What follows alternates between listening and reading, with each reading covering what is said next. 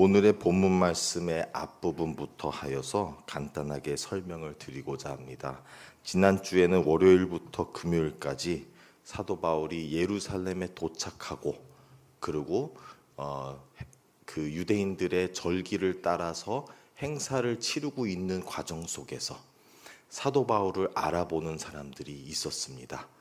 그들은 사도 바울을 예전부터 박해하고자 쫓아다녔고 그를 어떻게 하면은 죽이고자 하였는데 바울을 발견하게 된 것입니다. 그러고서는 그를 어떻게든 잡아내려고 할 때에 로마군들이 이 유대인들이 절기 가운데서 혹시나 반란을 폭동을 일으킬까 봐 걱정되어서 달려가서 바울을 구제하는 사건이 되죠.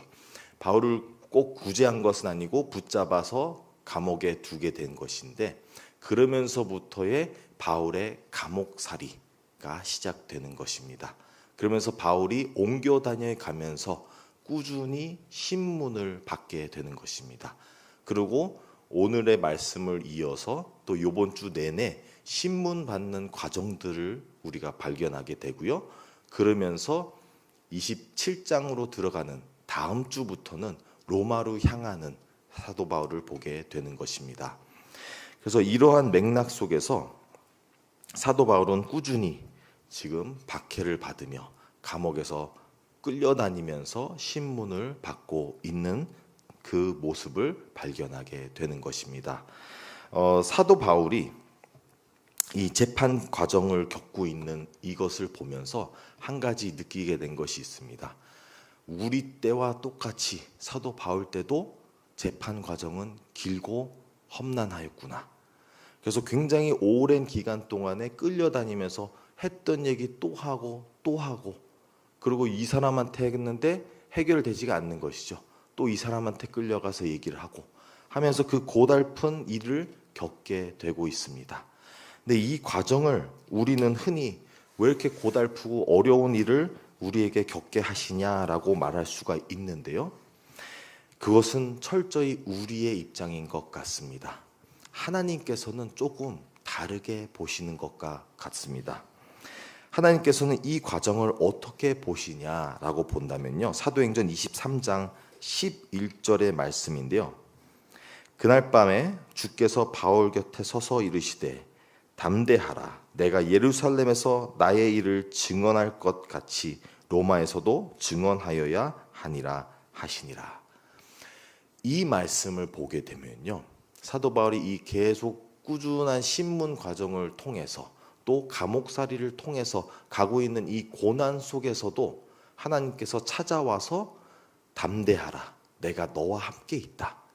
그리고 뭐를 말씀하시냐면요. 이 고달픈 사도 바울의 삶과 이 겪고 있는 경험들을 하나님께서는 증언하는 시간으로 보고 계시는 것입니다. 우리의 입장으로서는 고달프지만 하나님의 입장에서는 증언된 사람으로, 증인된 사람으로 살아가는 그 기간을 말씀하고 있는 것입니다. 그래서 이 부분이 또 다르게 말한다면 믿음을 시험하는 시간인 것이죠. 우리가 흔히 평범하고 좋은 날들에서는 믿음을 구별할 수가 없습니다. 믿음을 갖고 있는 사람과 없는 사람 둘 다 믿음이 좋아 보여요. 근데 어려운 일들, 폭풍 같은 일들이 다가왔을 때에서야 그 믿음이 진짜인지 아닌지, 그 믿음이 굳게 세워졌는지 뿌리 깊게 들어갔는지 아니면 가볍고 그냥 낙엽같이 불어서 날아가 버리는지를 발견하게 되는 것입니다. 사도 바울은 이 고난 속에서 바로 이 폭풍 같은 이 어려움 속에서 자기의 믿음이 얼마나 굳건한지, 믿음을 얼마나 잘 단련되고 훈련되어 왔는지를 보여주고 있는 것입니다. 그러다 보니 사도 바울의 행동들을 보면은 옥에서도 찬양을 드리고 어디서든 감사하며 기도를 드리는 모습을 발견하게 되는 것입니다. 그리고 이러한 어떻게 보면은 꾸준한 신문을 겪으면서 간다면 사람이 지치고 또 영혼이 우울해지며 좌절하고 힘들어서 내가 무엇을 위해 사나 과연 이 신문만 하고 있는 이 재판 과정 속에서 내가 어떻게 견디고 내가 이것을 통해서 무엇을 얻고자 하느냐라고 생각을 할 수가 있습니다. 그런데 사도 바울은 그런 데서 좌절하지 않습니다. 뚜렷한 목적과 사명을 갖고 있는 것이죠. 이 모든 과정을 하나도 놓치지 않고 모든 이 하나님을 증언하는 기회라고 보고 있는 것입니다. 그래서 하나님을 증언하는데 하나님께서 아까 읽은 것과 같이 예루살렘 또는 모든 교회에서 증언한 것과 같이 로마에서도 나를 증언할 것이다. 이렇게 말씀하고 계신 것입니다. 사도 바울은 그 하나님의 말씀을 항상 신뢰하고 잘 믿었습니다. 그래서 본인이 분명히 로마까지 가서 거기서도 복음을 전하겠구나. 네, 물론 이제 복음을 전하는 방법은 또 다양하겠죠. 옥에 갇혀서 전하는 것을 하나님께서 뜻하셨다면은 사도 바울은 그 또한 자기의 사명이구나라고 받아들였을 것입니다. 그래서 우리는 항상 하나님께서 어떠한 바를 꿈꾸시고 우리에게 비전을 주셨다면 화려한 쪽으로 생각하는 경향이 많습니다. 하나님께서 뜻을 하셨으니 우리를 어딘가 가서 대단한 데 세우셔서 증언하게끔 하겠지라고 생각을 할 수 있는데요. 그렇지 않을 때가 더 많다는 것입니다. 오히려 초라하고 그리고 아무도 봐주지 않는 곳에서 많은 사람이 있는 곳이 아니라 어쩌면 한두 명 있는 곳에서 내가 하는 조그마한 행동과 조그마한 말로 어쩌면 하나님의 일이 이루어졌다라고 느끼지도 못하는 그 순간에 하나님의 일이 이루어졌을 수가 있다라는 것입니다. 그게 제일 증언된 자리일 수도 있다라는 것이죠. 저희가 그냥 화려하고 큼직큼직해야 그래야만 하나님의 일을 했다라고 생각할 수가 있는데 더 많은 시기에는 우리가 하나님의 일이 이루어진지도 모르고 도구로 쓰인지도 모르고 지나가는 순간들이 더 많다라는 것입니다. 하나님의 일이 꼭 우리가 의식을 가져서야만 이루어지는 것이 아니라 때로는 우리가 하나님의 일이 이루어진지 자체를 의식하지도 못하는 경우에도 이루어질 때가 있다라는 것이죠. 우리가 증인된 사람으로 살아만 간다면 하나님의 일은 꾸준히 닿는 모든 곳마다 이루어진다라는 것을 꼭 아시기를 바랍니다. 그렇게 해서 하나님의 일을 이루어 가고 있는데요. 우리가 또 하나 알게 되는 것은 우리의 방법과 하나님의 방법이 다르다는 것이죠. 그래서 우리는 분명히 이러한 좀 큼직큼직한 일들, 보여주는 일들, 좀 좋은 일들이 일어났으면 좋겠는데 사도 바울은 감옥살이와 이 꾸준한 신문을 통해서 일이 이루어지고 있다는 것이죠. 굉장히 고달프지만 하나님의 뜻은 우리의 방법과 굉장히 다르다는 것을 깨닫게 됩니다. 때로는 우리가 하나님께 그런 질문을 하게 됩니다. 하나님, 과연 내가 하고 있는 이것이 하나님의 나라에 얼마나 덕이 되나요? 이게 맞나요? 어쩌면은 우리 한국 교회도 한국에 처음에 오신 선교사님들 보시잖아요. 제대로 선교를 했다라고 보기가 굉장히 어려울 만큼 땅에 들어오자마자 순교를 하셨어요. 그러면은 그 입장을 봤을 때 우리가 하나님, 이분들이 하나님의 일을 한 게 맞나요? 그렇게 의심할 수가 있지만 하나님의 방법은 전혀 다르다는 것이죠. 우리는 그분들이 와서 대단한 사람들을 모아서 굉장한 일들을 하면서 굉장한 발언들을 해서 설교를 해서 감동되어서 사람들이 많이 변화되길 바라지만 굉장한 많은 시간 동안에 사람들이 선교사님들이 와서 죽어나가기만 했어요.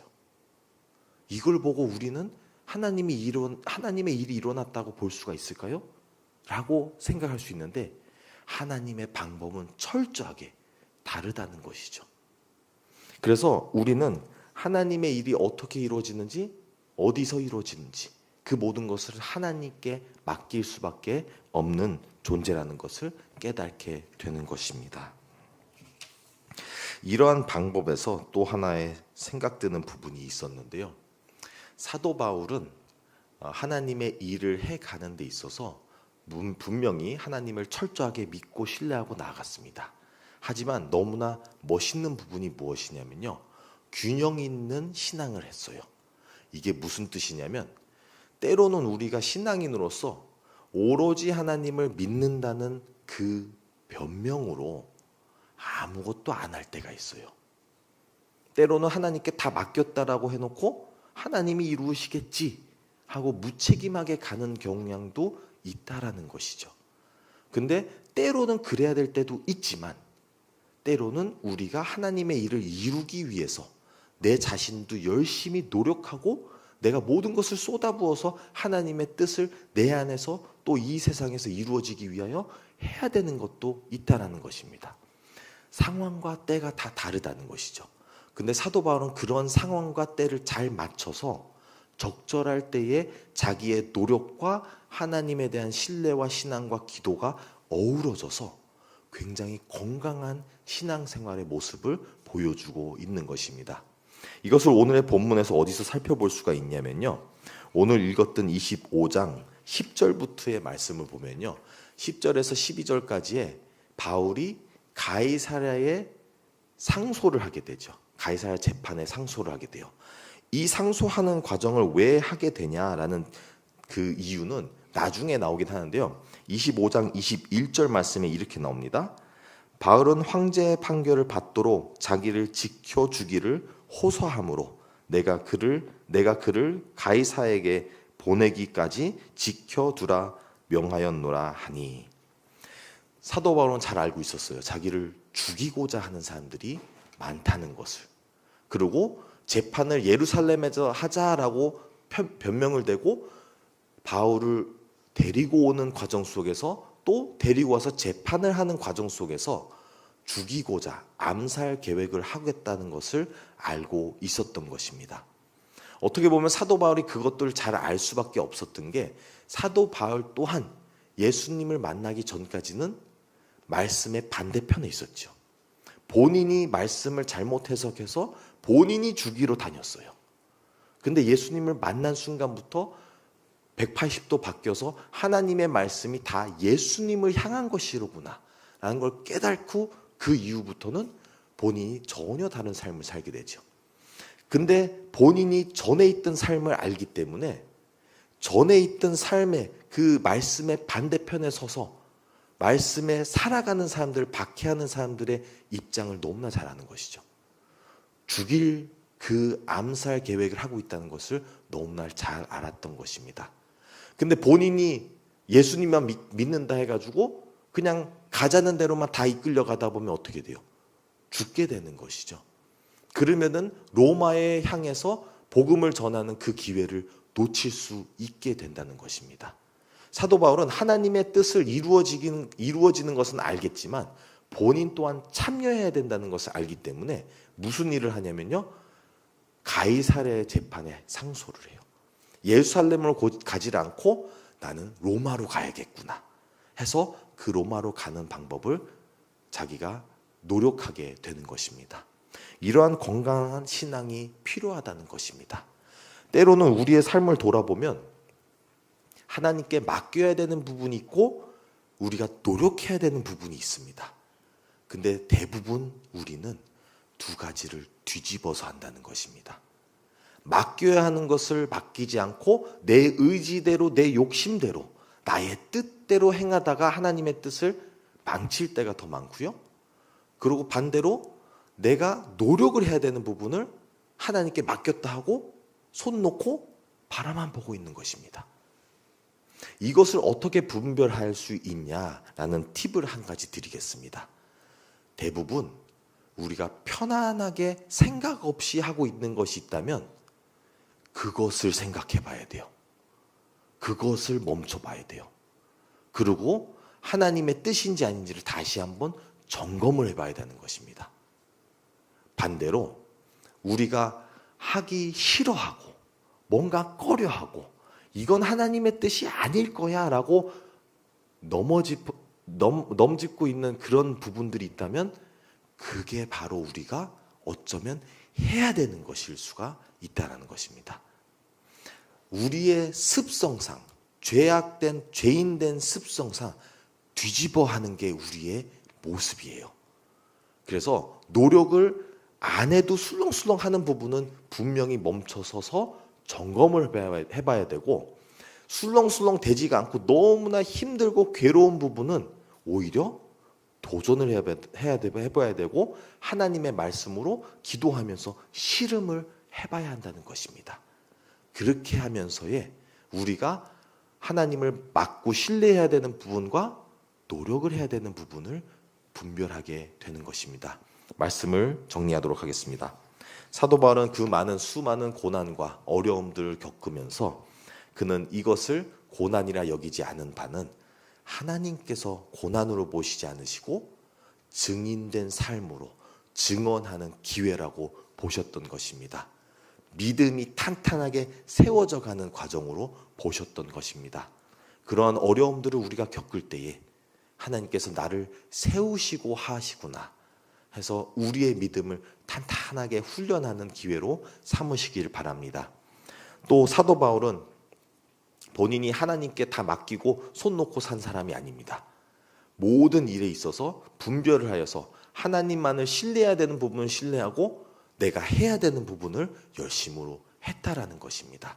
우리 또한 우리의 인생에서 편안하게 하는 모든 행동들을 점검을 해보면서, 그래서 흔히 우리가 쉽게 넘어갔던 것들을 다시 돌아보게 되고, 우리가 어려워서 꺼려해서 안 했던 것들은 하나님의 말씀으로 실험을 해보는 그러한 도전이 되시기를, 그러한 저와 여러분들이 되시기를 간절히 바랍니다. 기도하겠습니다.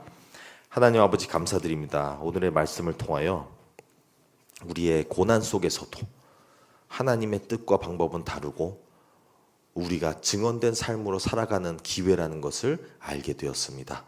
하나님, 우리가 그 기회를 놓치지 않고 우리의 믿음을 훈련시키고 단단하게 세워져가는 기회로 삼을 수 있게 하여 주시옵소서. 또한 하나님, 우리가 때로는 하나님을 신뢰한다는 핑계를 대고 손을 놓고 무책임한 삶을 살 때도 있습니다. 하나님께서 우리를 깨워 일으켜 주셔서 우리가 나서야 하는 부분에서 나설 줄 알고, 우리가 하나님만을 신뢰해야 되고 우리를 내려놔야 되는 곳을 내려놓을 줄 알아서 우리가 잘 분별하고 건강한 신앙생활로 이어져 나갈 수 있게 인도하여 주시옵소서. 이 모든 말씀 우리 주 예수 그리스도의 이름으로 기도드립니다. 아멘.